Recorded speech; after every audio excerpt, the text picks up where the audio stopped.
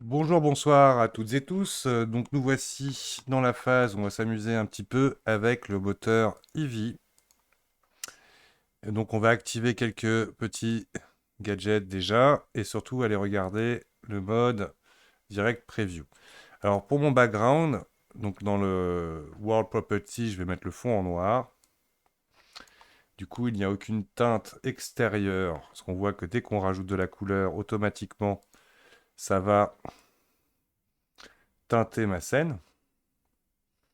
Donc là, je suis tout noir et je vais ajouter Add Light Point. Donc là, mon point, je vais m'amuser à le positionner comme si c'était un réverbère. Donc on imagine, là, je vais le positionner en hauteur, le décaler légèrement et on va venir jouer dans l'intensité de ma light. On va tester 300 par exemple.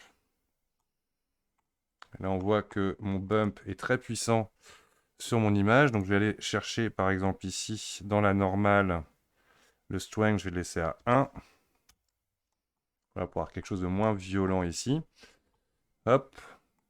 Tout simplement, ma lumière, là, je la vois pas, elle est ici. Je vais la dupliquer avec Alt D, me déplacer vers la droite et appuyer sur la molette pour la contraindre à droite pour ajouter une deuxième source de lumière.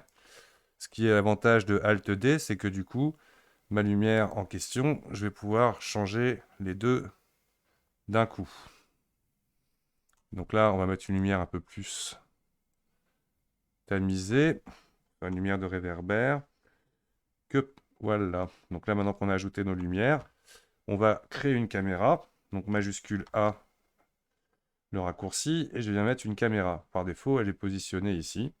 Donc là, je vais chercher avec ma vue perspective un axe qui me plaît.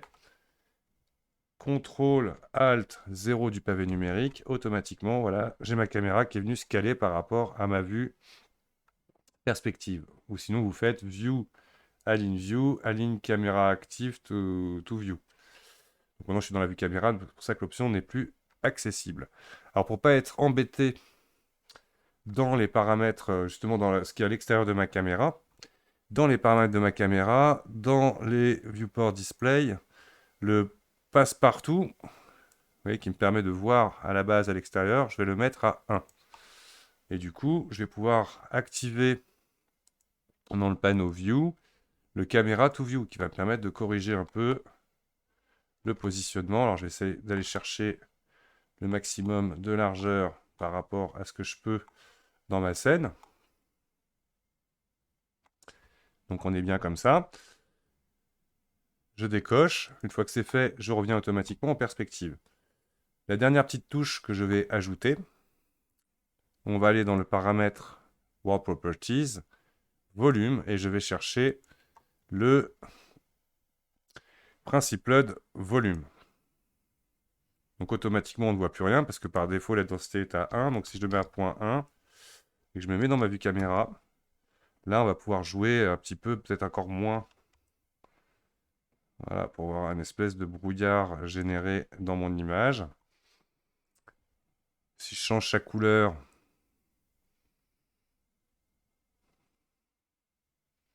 on est pas mal. Et là, je vais tout simplement lancer un calcul d'image. Render image, il va automatiquement calculer, donc Eevee est très rapide. Donc là, il a déjà calculé mon image. Je ferme mon image et je vais dans la partie compositing où je vais cliquer Use Node. Donc là, je retrouve mon image de rendu et sa sortie. Pour voir en plus dans la fenêtre ici le résultat de mon rendu, je vais ajouter d'abord un node. Donc, d'où il y a ça. Compositing, add, pardon, j'étais pas dans le bon endroit. Et je vais ajouter un output viewer que je vais mettre ici. Toc. Et pour qu'il soit connecté, je vais faire un shift, clic et glisser ici pour ajouter un point que je vais connecter tout bêtement à image.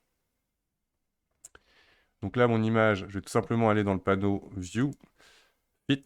Et là, il cale automatiquement mon image par rapport à ma fenêtre. Donc là, par exemple, la timeline en bas, j'en ai pas besoin. Fit, que voilà. Et là, je vais juste rajouter un color correction. Donc color correction. On va pas mettre un color correction, je vais juste mettre un node simple. Color brightness contrast. Et on va mettre un petit peu plus de contraste, un petit peu moins de brightness. Voilà, pour aller chercher une teinte un peu plus, je dirais, réaliste. Et donc on obtient notre résultat d'image. À la fin, notre image, donc là si je rouvre dans Windows, Render, View, Render, automatiquement, normalement, il devrait faire la mise à jour, ce qui n'est pas le cas. Normalement, il devrait, je vérifie bien. Dans le sampling, on n'a pas automatiquement la mise à jour avec notre... Donc là, si je refais un nouveau rendu, il devrait me faire la mise à jour. Voilà. Là, j'ai la mise à jour qui s'est faite. Et je n'ai plus qu'à sauvegarder mon image. Image save. Que je vais sauvegarder.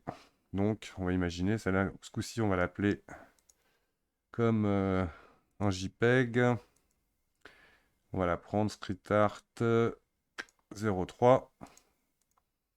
Save image. Et voilà le résultat du projet. Merci d'avoir regardé le tuto et on apprendra certainement d'autres choses sur les textures et les matériaux. Mais pour ce qui était d'arriver à ce résultat, bah, c'est fait. Et je vous remercie donc d'avoir regardé la vidéo et vous dis à très bientôt.